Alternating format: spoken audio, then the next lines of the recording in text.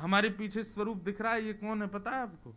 ये हमारे लाल जी हैं, ये हमारे गिरधर लाल हैं। श्री गिरधर लाल जी जगन्नाथ वेश में। हमारे लाल जी को अब एक आध दिन हम बनाएंगे कोई क्रम, अब इतने लोग आ जाएंगे, हमारा कमरा छोटा सा, कहाँ उसमें दर्शन होंगे, इसलिए कोई व्यवस्था एक दिन लाल जी के सबको दर्शन हो।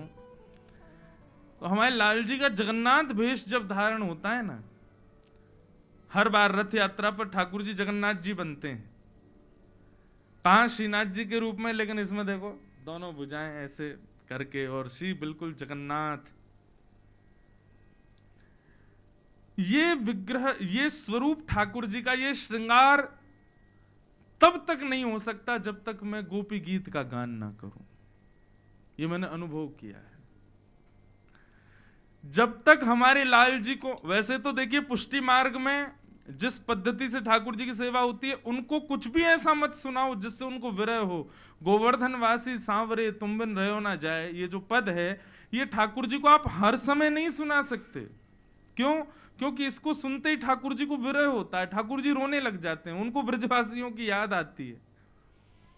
तो इसलिए पूर्वाचार्यों ने निषेध किया, बोले भैया जब ठाकुर जी का भोग लग रहा हो, श्रृंगार हो रहा हो, शयन हो रहा हो, तो ये पद नहीं गाना है।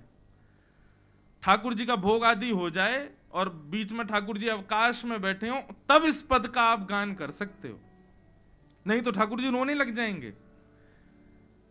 लेकिन क्षमा करें, परंतु ये जो हमारे लाल जी का जो स्वरूप है ना, ये तब तक ठाकुर जी धारण नहीं करेंगे जब तक उनको विरह नहीं होगा। या तो गोवर्धनवासी सांवरे, या फिर गोपी गीत, या फिर श्री किशोरी जी का कोई भी प्रेम भाव जिसमें ठाकुर जी किशोरी जी को याद करें, ऐसा भाव जब तक मैं नहीं गाऊंगा तब तक ठाकुर जी जगन्नाथ बनेंगे ही नहीं। ये मैंने प्रत्यक्ष अनुभव किया। इसी श्रृंगार में जो पूर्व पीछे विराजमान है, मैं ठाकुर जी को नेत्र धराऊं और जैसे ही गोद में तैयार होते हैं, जैसे ही ठाकुर जी को ऐसे देखूं, सोई नेत्र गेड़ दें।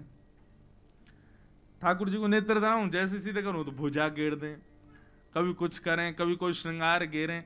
तब पता नहीं क्यों एकांत में ही बैठा था, नीचे सब व्यवस्था हमारे घर में रथ यात्रा की, सब लोग तैयारी में लगे थे, और मैं कहूं लाल जी तैयार है, जाओ, नीचे सब प्रतीक्षा कर रहे हैं। तब अंदर से ही भाव आया कि श्री जगन्नाथ जी जगन्नाथ बने कैसे? जब विरह हुआ ब्रज का, जब ब्रज की याद आई, रोहिणी मैया जब सारी पटरानियों को कथा सुना रही थी, और उस कथा को सुनते हुए जब सुभद्रा, बलभद्र और श्री कृष्ण तीनों प्रेमाश्रु बहाने लगे, और स्मरण करते करते करते ब्रजवासियों की याद में तीनों की भुजाएं खड़ी हो गई कि लाओ कोई ब्रजवासियों को हृदय से लगा दो। और उस समय प्रेम की 10वीं अवस्था पार हो गई और श्री द्वारिकाधीश का विग्रह ही पिघल गया, तब जगन्नाथ प्रकट हुए। तब मन में भाव आया, मैंने कि ऐसे नहीं बनेंगे ये जगन्नाथ।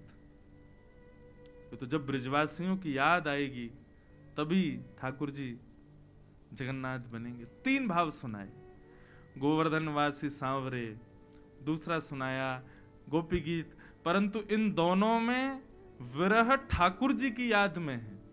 ठाकुर जी को याद आए वो कैसे गवे? तब एक हमारे ब्रज का भाव है जो स्वयं ठाकुर जी किशोरी जी की याद में गाते हैं। राधे राधे करुणामयी कृष्ण प्यारी,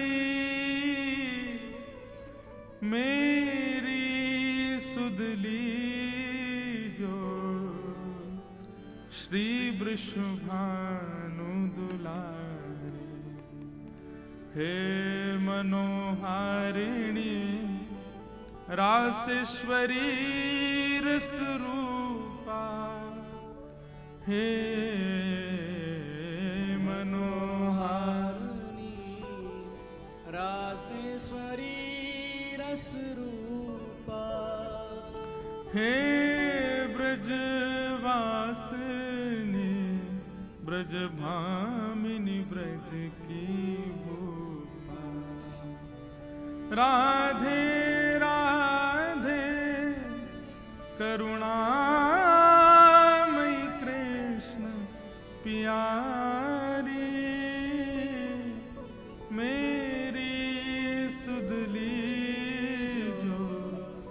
श्री वृषभानु और ये भाव बस 2 पंक्ति सुनाई और मानो थोड़ी देर के लिए हृदय बड़ा क्षुभित हो गया, बड़ा द्रवित हो गया।